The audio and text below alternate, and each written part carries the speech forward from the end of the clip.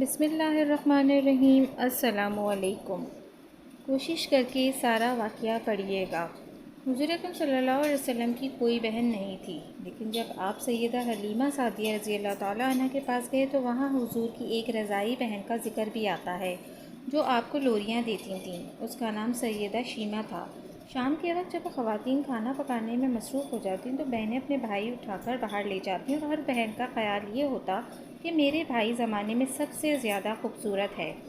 بنو سعد کے محلے میں بچیاں اپنے بھائی اٹھاتی اور ایک کہتی میرے بھائی جیسا کوئی نہیں اور دوسری کہتی میرے بھائی جیسا کوئی نہیں۔ اتنے میں سیدہ شیمہ رضی اللہ تعالیٰ عنہ اپنا بھائی سیدنا محمد صلی اللہ علیہ وسلم اٹھا کے لے آتی اور دور سے کہتی میرا بھائی بھی آ گیا ہے، تو سب کے سر جھک جاتے اور سب کہتی نہیں نہیں، تیرے بھائی کا کوئی مقابلہ نہیں کر سکتا، ہم تو آپس کی بات کر رہے ہیں۔ ابن ہشام سیرت کی سب سے پہلی کتاب ہے، اسی میں یہ واقعہ لکھا ہے کہ سیدہ شیمہ حضور اکرم صلی اللہ علیہ وسلم کو اپنی گود میں لے کے سمیٹتی اور پھر جھومتی اور پھر وہ لوری دیتی، اور لوری کے الفاظ بھی لکھ دیے ہیں جن کا ترجمہ ہے: اے ہمارے رب، میرے بھائی محمد صلی اللہ علیہ وسلم کو سلامت رکھنا۔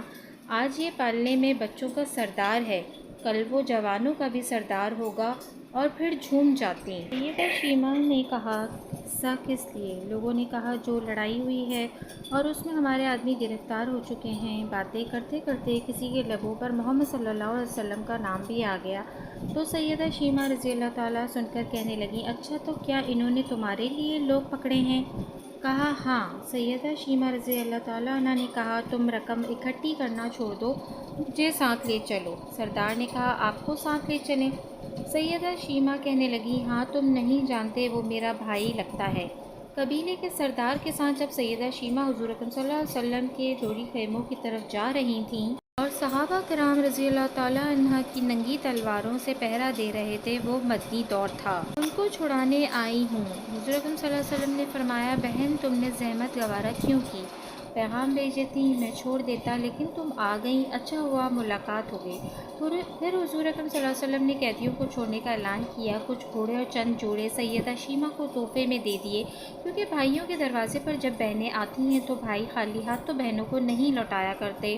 حضور اکرم صلی اللہ علیہ وسلم نے بہت کچھ عطا کیا اور رخصت کرنے خیمے سے باہر تشریف لے آئے تو صحابہ رضی اللہ تعالیٰ کی جماعت منتظر تھی۔ فرمایا اے صحابہ، آپ جانتے ہیں کہ جب بھی میں قیدی چھوڑا کرتا ہوں تو میری یہ عادت ہے کہ آپ سے مشاورت کرتا ہوں، لیکن آج ایسا موقع آیا کہ میں نے آپ سے مشاورت نہیں کی اور قیدی بھی چھوڑ دیے۔ صحابہ رضی اللہ تعالیٰ عنہ نے عرض کیا کہ رسول اکرم صلی اللہ علیہ وسلم مشاورت کیوں نہیں کی؟ ارشاد تو فرمایا آج میرے دروازے پر میری بہن آئی تھیں۔ جزاک اللہ۔ اگر آپ کو میری یہ ویڈیو پسند آئی ہے تو پلیز میرے چینل کو سبسکرائب کرنا نہ بھولیے گا۔